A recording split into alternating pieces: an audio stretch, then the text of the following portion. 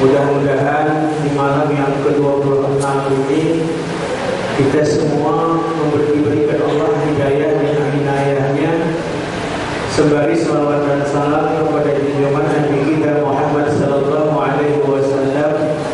Allahumma shalli ala Muhammad wa ala ali Muhammad, yang kita harapkan syafaatnya.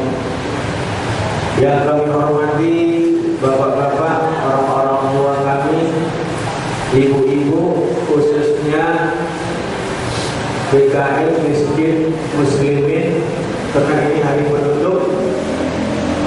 Bagi penyajian saya mohon maaf zahir dan batin kalau ada kesilapan dan kekhilafan.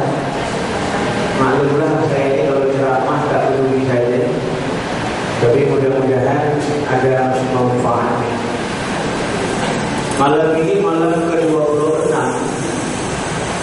berarti kalau hari Minggu kita 1 Syawal, lebih kurang berapa hari lagi? 4 hari lagi.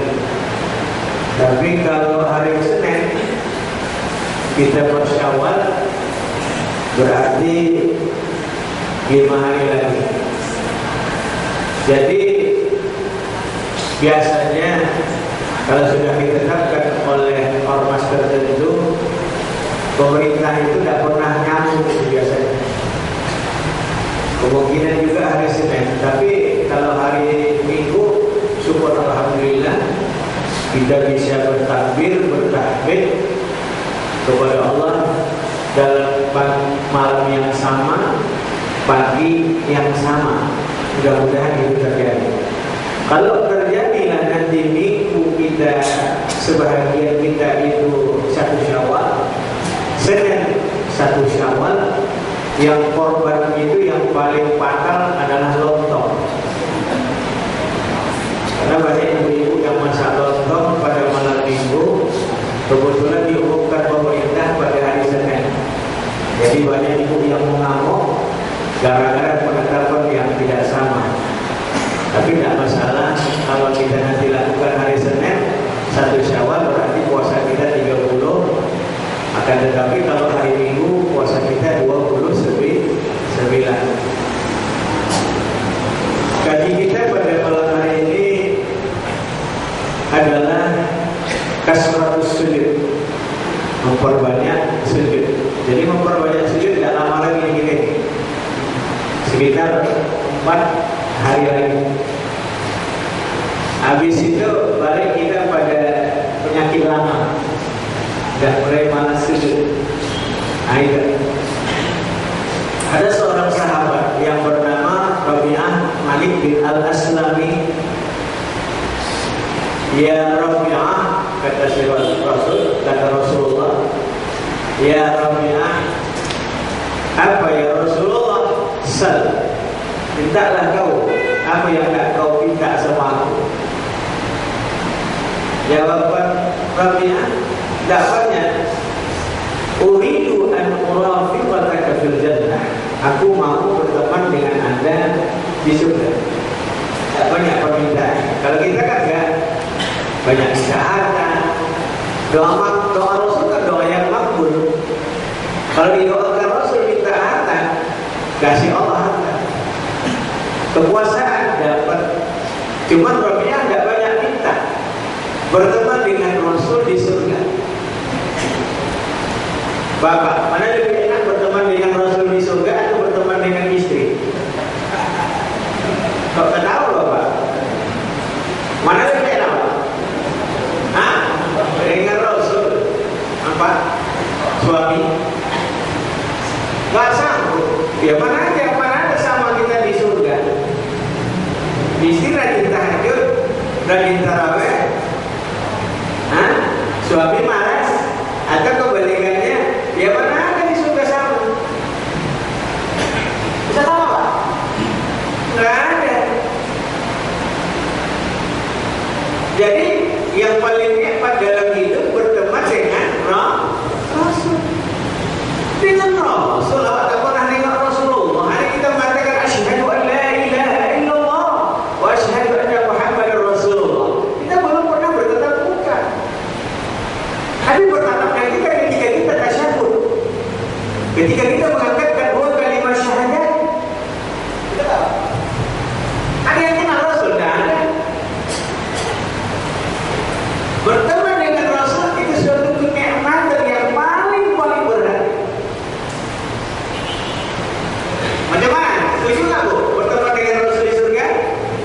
Mau nggak? Ya, mau, nanti ada syaratnya. Kita aja berteman dengan Pak Camat, perasaan awalnya berkali. Betul. Ibu-ibu lagi tengok, kalau udah foto dengan wali kota, semangat, lupa dengan suami di belakang. Dapat kepalanya yang masuk jadilah foto. Enggak bodoh kan? Habis semua udah berisi, dia di belakang, muncul dari kepala. Lumayan, dapat foto dengan Pak wali kota, dapat foto dengan gubernur, ruang-ruangnya na'udzubillah. Padahal dia foto dengan orang yang super ya. Ini berteman dengan Rasulullah. Apa kata Rasulullah? Ghairu dzalik. Selain itu ya Rabi'ah, aku tak kau minta sama aku. Apa jawaban Rabi'ah? La ya Rasulullah, aku tak minta banyak ya Rasul, teman saja tak cukup ya Rasulullah. Akhirnya apa?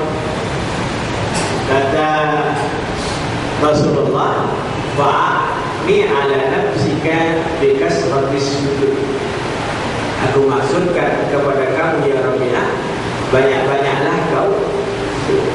Jadi orang yang banyak sujud akan berteman dengan Rasulullah di surga. Gimana Pak? Dari habisnya Ramadan tidak ada kesempatan lagi untuk tarawih terkecuali 2013. Karena tarawih yang kita lakukan kalau yang 8 rakaat 2 kali 8 16 kali sujud.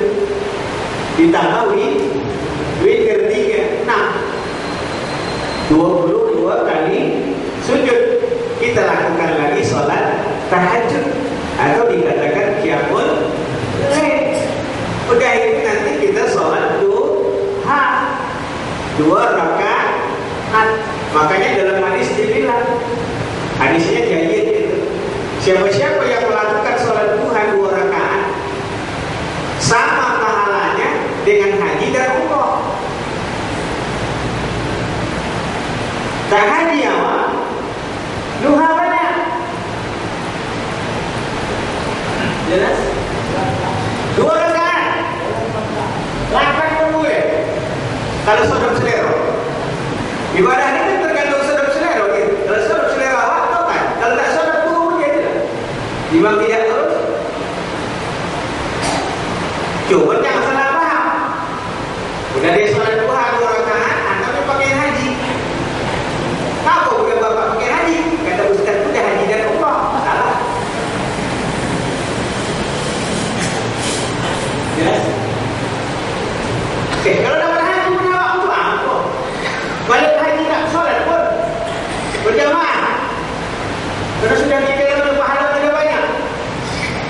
Ya satu kali pula sholat di Masjidil Haram 100.000 kali di masjid muslimin. Makanya haji-haji banyak tak sholat. Sebahagian itu.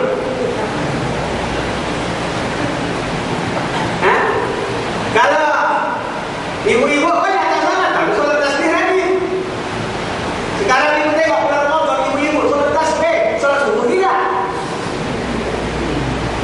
Maka tambah dia kita di manusia dulu kan. Gimana Pak? Bukan ibu-ibu di sini, dekat kami sana. Bukan tak boleh sholat tasbih boleh, tapi ingat itu sunat ghairu muakkad, bukan sunat muakkad. Tapi sholat duha itu golongan muakkad. Rasul itu tak pernah meninggalkan sholat duha. Jadi sholat duha kan kita sujud. Kalau 4 kali kita 4 rakaat kita lakukan berarti berapa?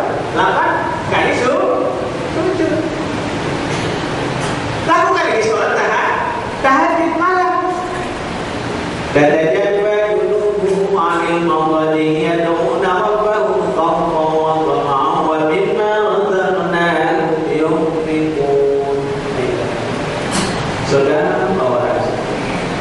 Katanya rengkap lampu mereka junub lampu.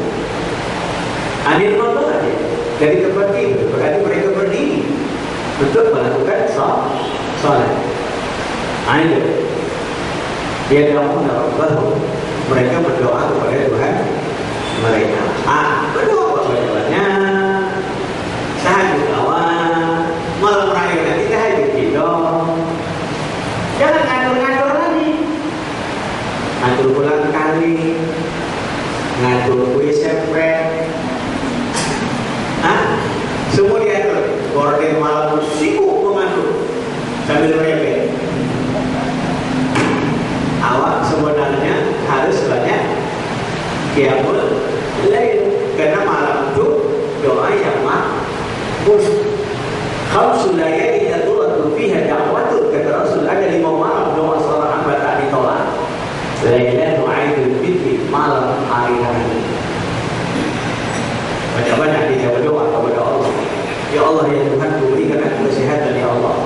Mudah-mudahan Ramadan yang sudah akan saya tinggalkan atau kami tinggalkan ini ya Allah, jadikan Ramadan yang bermanfaat untuk membentuk diri saya lebih baik ya Allah. Itu minta. Ya Allah ya Tuhan, carikan aku istri yang cantik. Itu apa? Ya Pak ya? Macam bapak ada? Kalau istri cantik dikasih sama bapak, mau Pak? Sama. Untuk apa ya Pak? Kalau udah dapat tapi kamu istri cantik itu. Gimana Pak? Lagi? Hah? Gimana lagi? Mau? Mau. Istri cantik?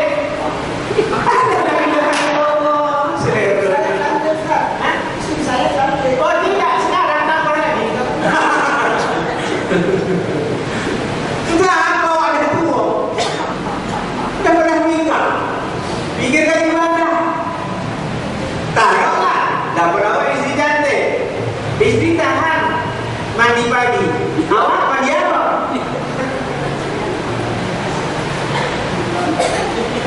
Kenapa? Bisa mandi lagi? Asal murah. Banyak orang sujud, tahajud awal malam. Tak bisa kita berdiri, duduk. Tak bisa duduk, apa lagi? Berbaring. Tak bisa berbaring lagi, udah stand. Berarti kau tinggal. Apa yang bayar ni? Jadi kalau kita di penutup Ramadan, malam tu nanti malam raya banyak berdoa. Minta kita banyak-banyak. Habis berjalan, pilih kota Medan, ni odong-odong. Banyak berdoa. Minta kita kepada Allah. Siapa?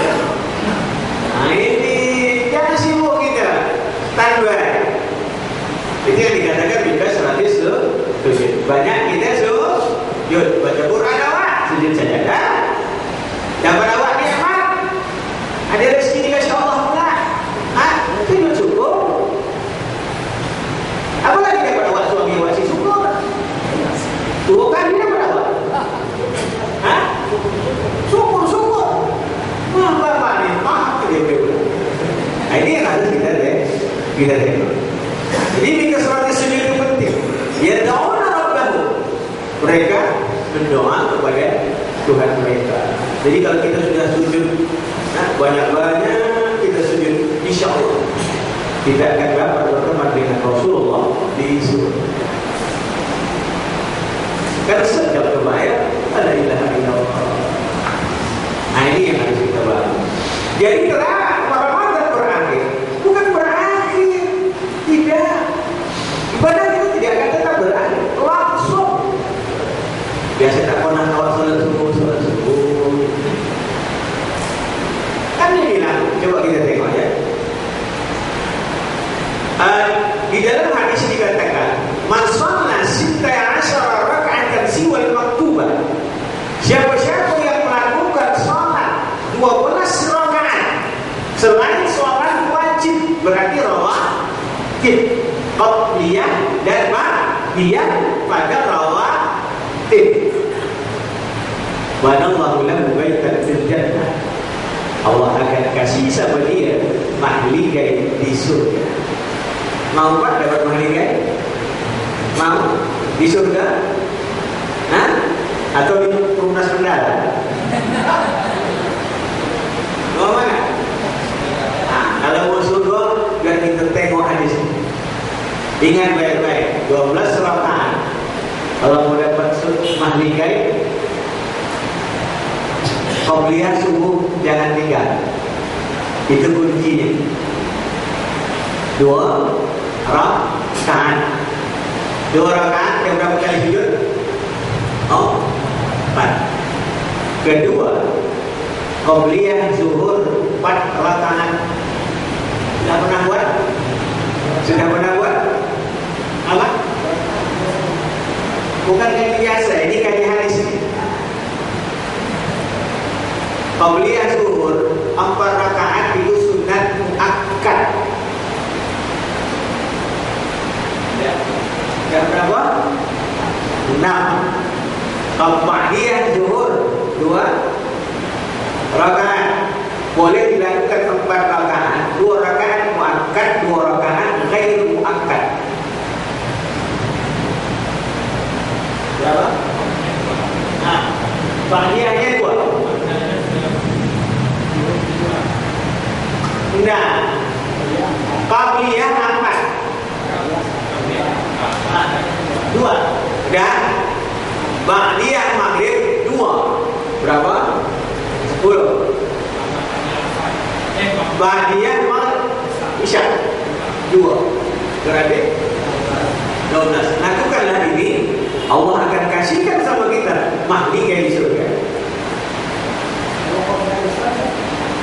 Itu ghair muakkad, sama dengan qabliyah maghrib. Hadisnya Bukhari.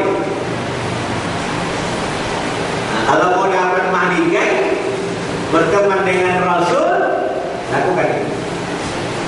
Cuma ingat, jangan tak qabliyah subuh. Kalau tak ada qabliyah subuh, tak dapat. Harus dia qabliyah subuh.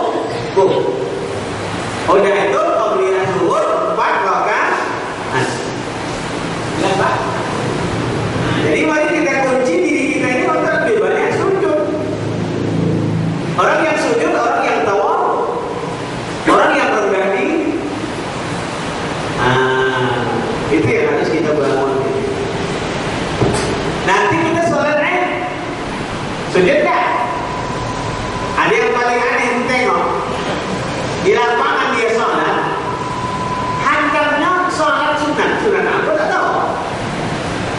Kalau tahiyatul masjid, kalau dia di masjid, datangnya jam 6:30, hantarnya tak sholat sunat. Karena berarti dia tidak pernah sholat ini. Jadi kalau nak beribadah kita itu bagus, ini kan memang kalau nanti kita sholat Id, jangan bawa fitnah, itu bagi orang-orang. Jangan pakai lipstick tebal. Kan banyak orang sholat merah bibirnya. Oh, itu kahamo. Leket di musola di mana dia kondisi sejadah. Ya susah bapak-bapak sholat di mana nih? Dicium oleh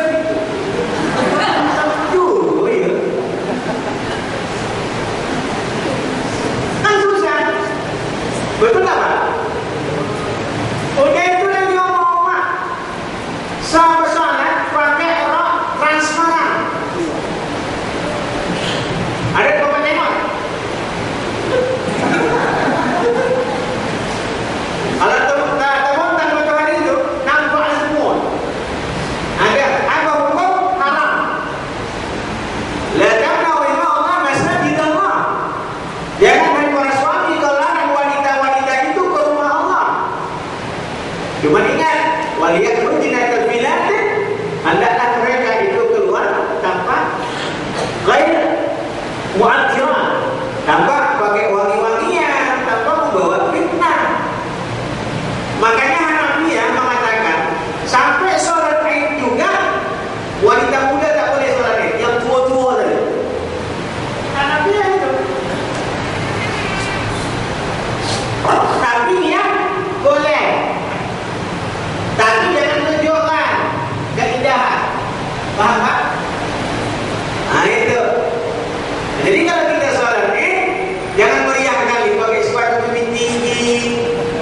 paginya ke salon, mana ada syariat salon? Enggak ada. Pakai saja yang biasa. Jangan ada unsur fitnah. Kalau ada unsur fitnah, maka hukum sholatnya haram. Padahal kita disuruh untuk memperbanyak sujud. Jalankan. Udah, menutup. Maka pada hari raya itu yang harus kita perhatikan, sebagaimana kita ketahui bahwa hari raya itu adalah sujud kita pada sholatnya hanya 2 rakaat.